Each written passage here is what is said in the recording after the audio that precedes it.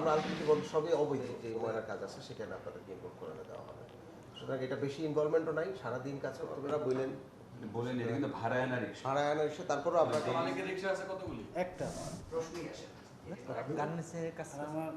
মানে শহরের মেইন রাস্তায় রিক্সা, যে কোনো রিক্সা চলাচল, মানে এটা তো ডিএমপির আগের নির্দেশনা আছে, আমাদেরও নির্দেশনা আছে, আমরা তো উঠতে দিব না, এই ক্ষেত্রে কোনো ছাড় নাই। কিন্তু সেই জন্য আরেকজনের বাহন ভেঙে ফেলাটাও হয়তো বা এটা অনেক বেশি কড়া হয়ে গিয়েছে। তো সেই কারণে আমি ভাবলাম যেটা এইটা আমাকে আসলে, কারণ এই দরদের শহরই তো আমার কাজ, তো এই জন্য আমরা তাদেরকে শুধুমাত্র ভেঙেছি তা না, আমরা তাদের চাকরির ব্যবস্থা করে দিয়েছি যেন তারা আবার আরেকটা রিক্সা নিয়ে না নেমে যায়। বরঞ্চ অর্থনৈতিক আমরা 50,000 টাকা করে আমরা 3 জনকে 1.5 লাখ টাকা দিয়েছি এবং তার সাথে আমাদের কমিটমেন্ট হয়েছে তারা চাকরি করবেন।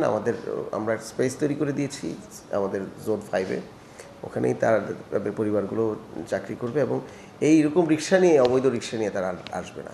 কিন্তু এর সাথে সাথে আমাদের মেসেজ হচ্ছে, রাস্তায় যারা বের হবেন পুলিশ কিন্তু তাদের বাহনগুলো আটক করে কিন্তু ডাম্পিং করবে। যে কোনো অবৈধ বাহন যখন রাস্তায় চলে, সেটা যদি লাইসেন্স না থাকে, কাগজপত্র ঠিক না থাকে, তখন পুলিশ কী করে? ডাম্পিং করে।